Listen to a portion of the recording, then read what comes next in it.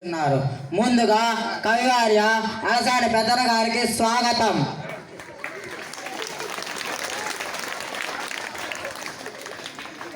పింగళి సువర్ణ గారికి సుస్వాగతం.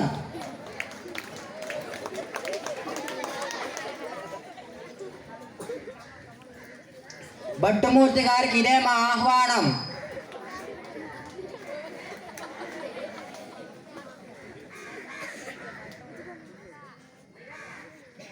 అయ్యల రాజా రామభద్రుడు గారికి దయచేయండి.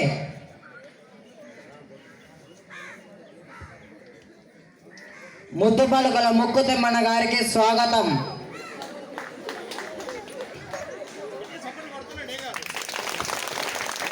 పరమేశ్వర వరప్రసాది అయిన దూర్చటి గారికి సుస్వాగతం.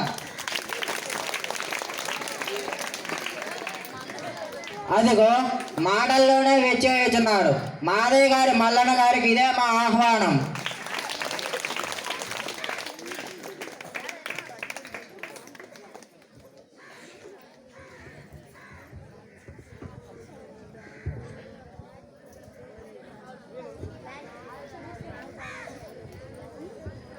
రాజాదిరాజ రాజమార్తాండ ఆంధ్ర భోజ సాహితీ సమరాంగణ సార్వభౌమ మూరు రాయర గండ శ్రీకృష్ణదేవరాయలు విచ్చేసినరహో. ఆస్థాన కవులకు సాహితీ ప్రియులకు పుర ప్రజలకు స్వాగతం. మా పాలనలో జీవితాన్ని ఆనందంగా గడుపుతున్నందుకు మాకు ఎంతగానో సంతోషంగా ఉన్నది. ఈ సంతోషం ఇలానే కొనసాగాలని మా యొక్క ఆకాంక్ష. అందరూ ఆశీనులు కండి.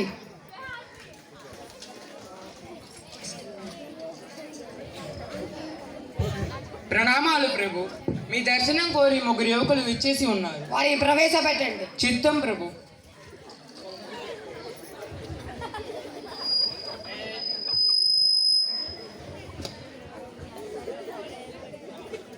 నమస్కారం ప్రభు. ఏమిటి మీ సమస్య? మేము ముగ్గురము అన్నదమ్ములం. నేను పెద్దవాడిని, మా రెండవ తమ్ముడు, మా చిన్న తమ్ముడు. ఈ మధ్యనే మా నాన్నగారు కాలం చేశారు.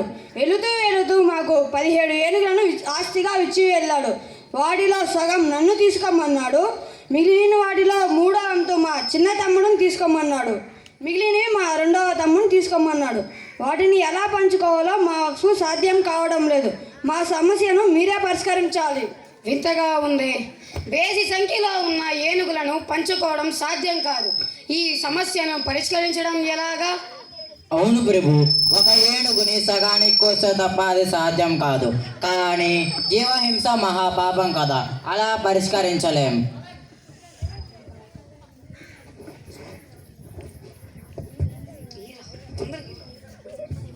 ప్రణామాలు ప్రభు. మీరు అనుమతిస్తే ఈ సమస్యకు పరిష్కారం నేను చెబుతాను. ఇంతకీ మీరెవరు? నన్ను గార్లపాడి రామలింగుడు అంటారు ప్రభు. నేను ఆంధ్రదేశమున కృష్ణా తీరాన ఉన్న తెనాలి అను గ్రామం నుండి వచ్చాను.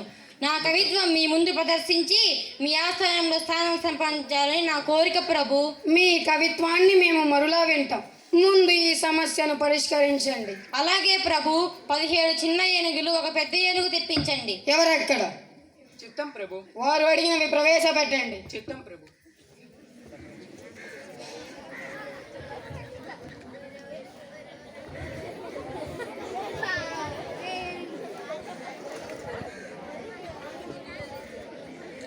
ప్రభు, ఇవి మొత్తం 17 చిన్న ఏనుగులు. ఇది మీ పట్టపు ఏనుగు.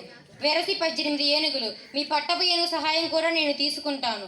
వీటిలో సగం అంటే 9 పెద్దవాడు తీసుకోవాలి ప్రభు.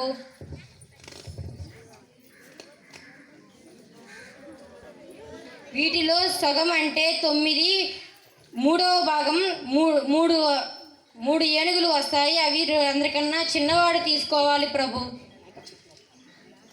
మిగిలినవి 6. మీ పట్టపు ఏనుగు మీకే చెందుతుంది ప్రభు. మిగిలినవి 5. ఈ 5 రెండవ వాడు తీసుకోవాలి ప్రభు. మీకు సంతోషమేనా? సంతోషమే ప్రభు. ఈ సమస్యను ఇంత తేలికగా పరిష్కరిస్తారని అనుకోలేదు. ధన్యవాదాలు ప్రభు. భల రామలింగ భల. మీ యుక్తి మమ్మల్ని ఎంతగానో ఆకర్షించబడేసినది. మా యొక్క చిరుకానుకను స్వీకరించండి.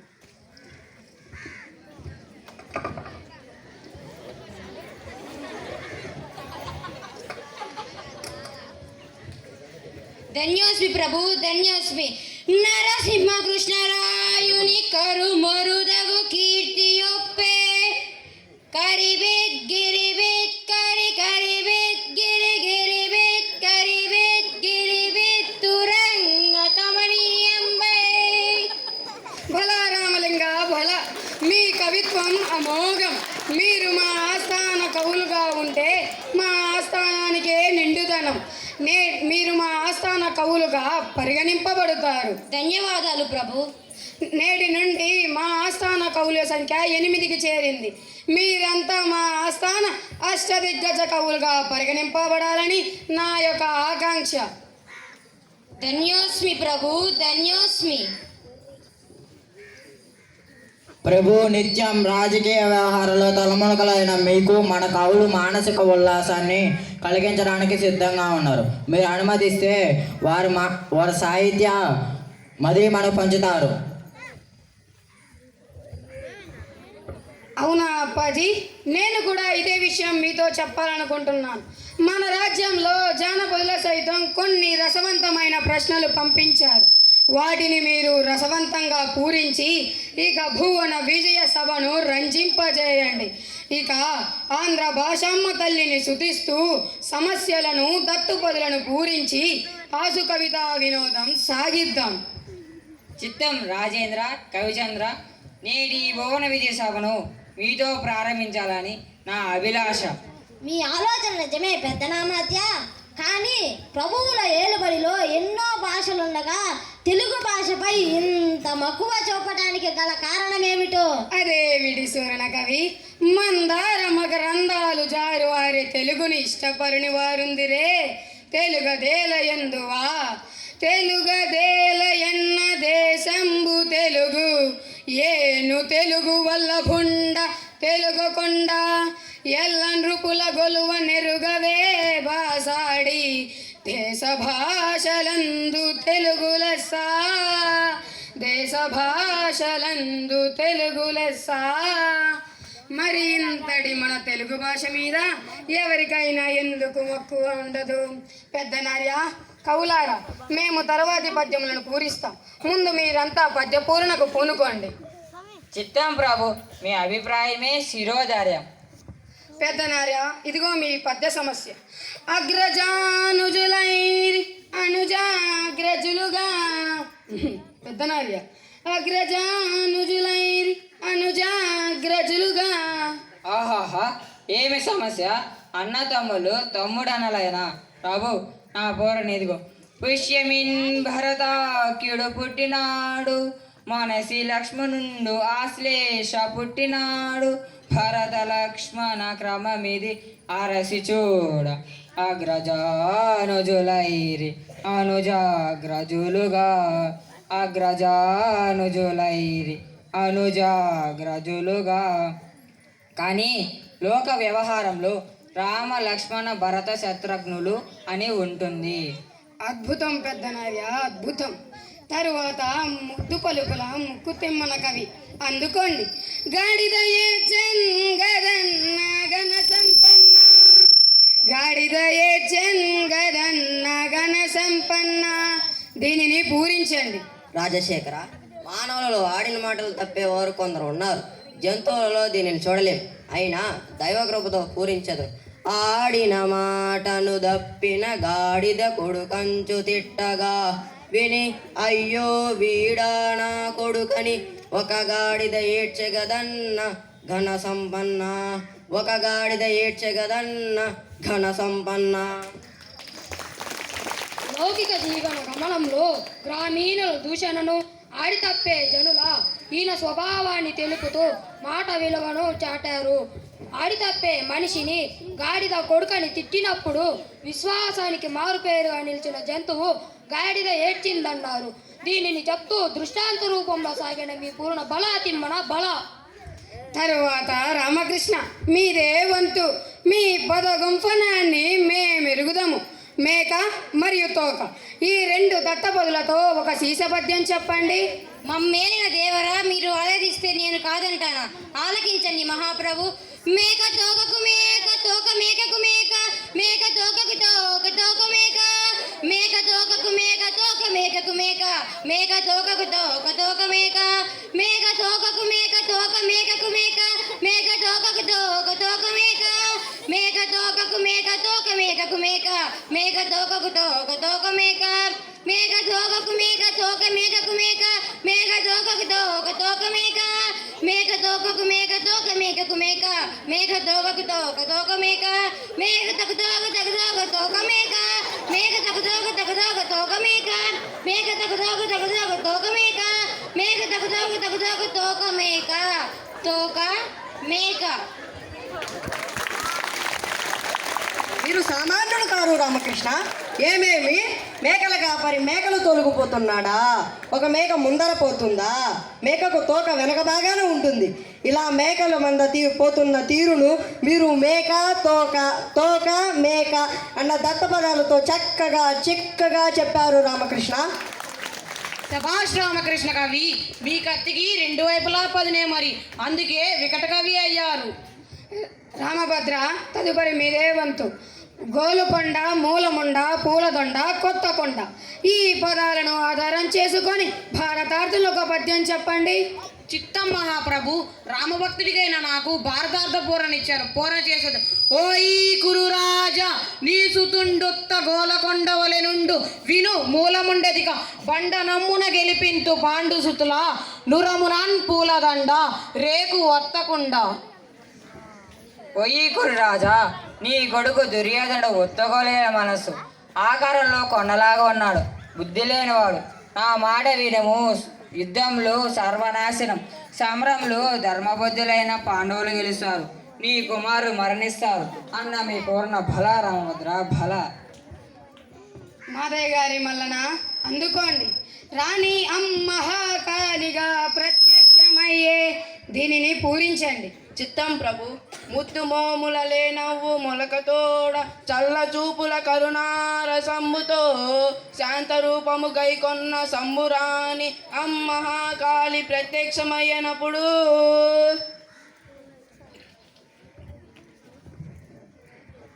ప్రణామాలు ప్రభు. మీ దర్శనం కోరి ఒక పండితుడు విచ్చేసి ఉన్నారు. వారిని ప్రవేశపెట్టండి. చిత్తం ప్రభు.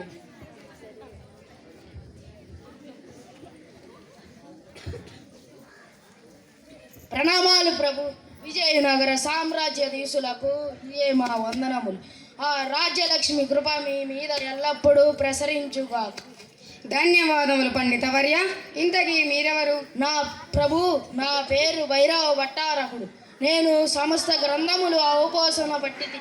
నాకు తెలియని విషయం అంటూ ఏమీ లేదు. మీ పండితులు ఎటువంటి ప్రశ్నలు అడిగినా నేను సమాధానం చెప్పగలను. మా ప్రాజ్ఞను మీరు పరీక్షించవలసిందిగా కోరుతున్నా.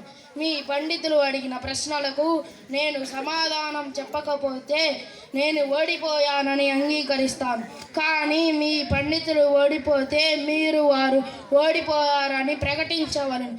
మా సవాల్ని మీరు స్వీకరిస్తారని మేము ఆశిస్తున్నాం.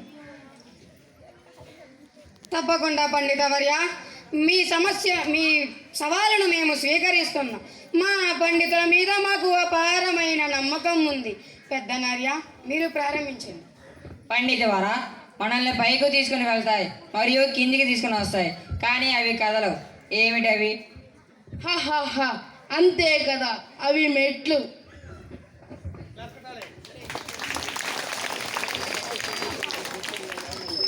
మాదయ్య గారి మల్లన మీరు ప్రశ్నించండి. అయితే ఇది చెప్పండి చూద్దాం. వంగ తోట నుండు వరుమల్ల నుండు జొన్న చేల నుండు చోద్యముగను తలుపు మూల నుండు తలపైన ఉండు దీని భావమేమి తెలుసుకొనుడు.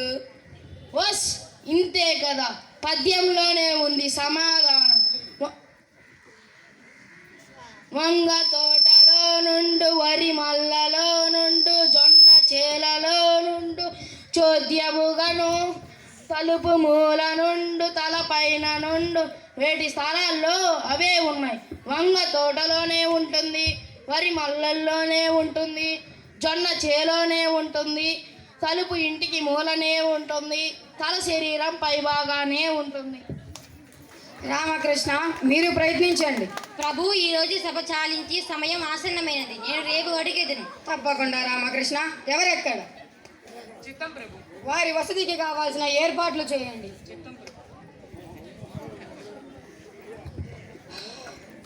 మరుసటి రోజు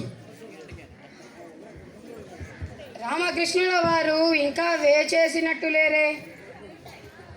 ఆహా రామకృష్ణ. ప్రణామాలు ప్రభు. ఆహా రామకృష్ణ, నీకు శతవంశతమ్ములు. నీ గురించే ముచ్చటిస్తున్నాం. మీ చేతిలో ఉన్న వస్తువులేమిటి రామకృష్ణ? ప్రభు, నేను ఈ మధ్యనే చదివిన రాజగ్రంథం. దీని పేరు తిలకాష్ట మహిషబంధనం. ఏది? మరొక మారు చెప్పండి దాని పేరు. దీని పేరు తిలకాష్ట మహిషబంధనం. తిలకాష్ట మహిష బంధనమా? దీని పేరు నేను ఎక్కడా వినలేదే. దీనిలోంచి నన్ను సమస్యలు అడిగినచో నేను సమాధానం చెప్పకపోతే నా పరువు గంగలో కలిసిపోతుంది. ఇప్పుడు నేను ఎలాగోలా తప్పించుకోవాలి.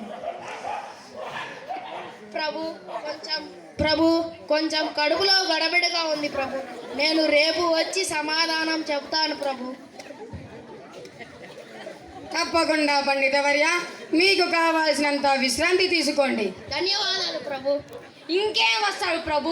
ఈ గ్రంథం పేరు వినగానే ముచ్చమట్లు పట్టినట్లయ్యాయి. ఎక్కడ అగౌరవం కలుగుతుందని ఫలాయనం చిత్తగించాడు. అది సరే రామకృష్ణ, మేము కూడా ఇంతవరకు ఆ గ్రంథము పేరు వినలేదే. ఎవరు రచించారు దాన్ని? ప్రభు, దీన్ని ఎవరూ రచించలేదు. అసలు ఇది గ్రంథమే కాదు. తిలకాష్టము అనగా చూడండి. తిలకాష్టము అనగా నువ్వుల కంప, మహిషబంధనం అనగా దున్నపోతును కట్టేతాడు. ఇవి రెండు ఎవడు తిలకాష్ట మహిషబంధనం ప్రభు. భలా రామలింగ భలా, మీ యుక్తి మమ్మల్ని ఎప్పుడూ ఆశ్చర్యపరుస్తూనే ఉన్నది. మా యొక్క చిరుకానుకను స్వీకరించి మళ్ళీ ఇచ్చేసి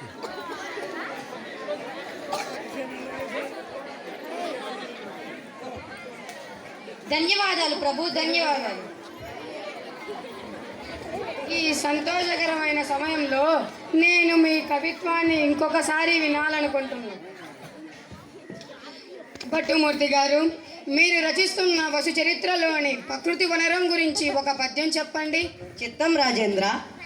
ఒక ఛాయననపాయ పికగేయ సముదాయ ఒక సీమనాన మయూర నినద ఒక వంకణ కలంక మకరాంక హయహేష లోక క్రేవ వనదేవ యువతి గీతి ఒక చెంత సురకాంత లకరాంత తదనాద ఒక దారి నవశారి కోదితంబు లకయోర పటుదారణ కుమార ఫణితంబు లకదండ నలి మండలి కలగాన మొక్క మృగి మ్రోయగలది గృహోపన్న కిన్నరి బృంద బృంద సంగీత రీతి అమరుణతి వేల కోలాహలము కలిమియదిప ఓ అద్రి కోలాహలాఖ్య మొక్కు.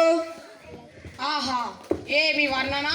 జీవ వైవిధ్యానికి ఔషధ మూలికలు, శైల శ్రేణులు స్థిరమైన అన్న మీ వర్ణంలో మేము వనవిహారమే చేశాము. మహారాజా, మన దూర్జటి గారు ఈ మధ్య శ్రీకాళహస్తి శతకాన్ని రాస్తున్నారు. అవునా కవిరాజా? ఏది మీ శతకం నుండి సమాజ పోకడం తెలిపే ఒక పద్యం చెప్పండి. చిత్తం ప్రభు. ఒకరింజంపి పదస్తులై బ్రతుక తామొక్కరు ఇంతురెలకో తామెన్నడు జావరు తమకి పోవో సంపదల్ పుత్రమిత్ర కలత్రాదుల తోడ నిత్య సుఖమందగందురు ఉన్నవారికి లేదో మృతి అన్నడు కటకట శ్రీకాళహస్తీశ్వరా. భలా దూర్జటి కవీంద్ర భలా. మానవుని యొక్క స్వార్థపూరితమైన జీవితాన్ని కళ్ళకు కట్టినట్లుగా చెప్పారు. పుట్టినవాడు గిట్టక తప్పదు, వస్తువు తెచ్చేది లేదు, పోతూ తీసుకెళ్లేది ఏమీ లేదు. ఈ ఆంతర్యం తెలియక మానవుని స్వార్థపూరితమైన ఆలోచనను ఎంత అద్భుతంగా వర్ణిస్తూ చెప్పారు. మీ శతకం ఆ చంద్రతారకంగా నిలుస్తుంది. స్తుతిమతి అయిన ఆంధ్ర కవి దూర్జటి పల్కుల కేలకెల్గనో అతులిత మాధురి మహిమ.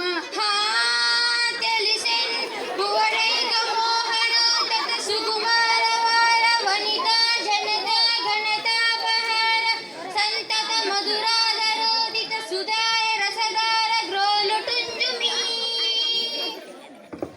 తరువాత పింగళి సూరణ. మా రాజధరమైన శ్రీహరి దశావతారాల గురించి ఆసుగా ఒక పద్యం చెప్పండి. చిత్తం ప్రభు. శ్రీహరి భక్తి నికాయ శ్రీకృష్ణదేవరాయ మీరు కోరినట్లే వినిపిస్తాను. ఇదిగో ఆలకించండి.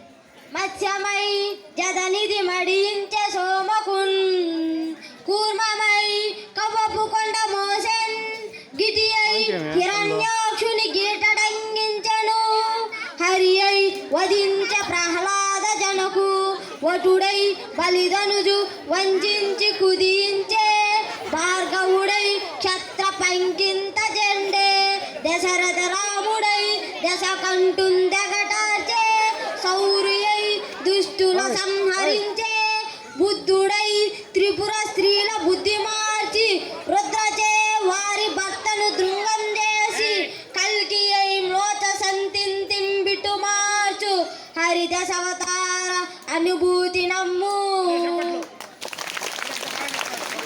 మత్స్యావతారణ సోమకాసుని చంపాడు. కూర్మమై ముందగిరిని మోసి పాల సముద్రం చిలకడానికి సాయమయ్యాడు. వరాహ రూపంలో హిరణ్యాక్షుని చంపాడు. నృసింహమై హిరణ్యాక్షుని చీల్చాడు. పరశురాముడై రాజుల దర్భాన్ని కూల్చాడు. వామనుడై బలిని పాతాళానికి పంపాడు. శ్రీరాముడై రావణాసుని వధించాడు. శ్రీకృష్ణుడై దుష్టులను వధించాడు. బుద్ధుడై స్త్రీల బుద్ధిని మార్చి శివుని చేత త్రిపురాసుని చంపించాడు. కల్కి అయి నీతి హీనులను నశింపచేశాడు. మా శ్రీహరి దశావతారాల కారణ జన్మం గురించి ఎంత అద్భుతంగా చెప్పారు సూరణ కవి. ధన్యవాదాలు ప్రభు. మహాప్రభు, వచ్చే దారిలో ఒక జానపదుడు ఒక సమస్యనిచ్చాడు. మీరు అనుమతిస్తే మీకిస్తాను. తప్పకుండా పెద్ద నర్య, సమస్య ఇవ్వండి. ప్రభు, అందుకోండి. అందరూ అందరే మరియు నందరు నందరే అందరందరే. దీనిని పూరించండి. అది ప్రభువుల వారికి ఇవ్వదగిన సమస్య. పండితులారా, నా కీర్తిని దిగంతాలు వ్యాప్తి చేయాలన్న మీ యొక్క కుతూహలానికి నేను ఎంతగానో సంతోషపడి తిని ఆలకించండి. కొందరు పండితీదులు, కొందరు నాగరకుల్ వధాబదుల్, కొందరు చాతురీ ప్రియులు, కొందరు నీతికి భూతికి సిద్ధాస్తులు, కొందరు నాయకుల్ మరియు కొందరు గాయకుల్. అందరందరే అందరందరే మరియు నందరు నందరే అందరందరే.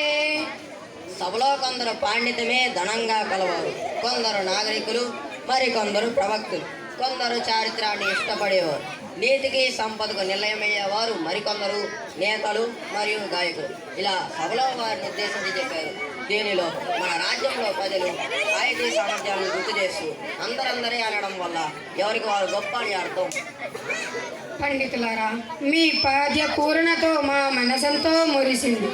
మళ్ళీ ఇటువంటి ఈరోజు ఎంత ఆనందంగా ఈ సభ ముగిస్తుంది. మళ్ళీ మరునాడు కలుద్దాం. స్వస్తి. విజయం ఇది విజయం, భువన విజయం, తెలుగు భాషకిది విజయం, ఇదే భువన విజయం, భువన విజయం.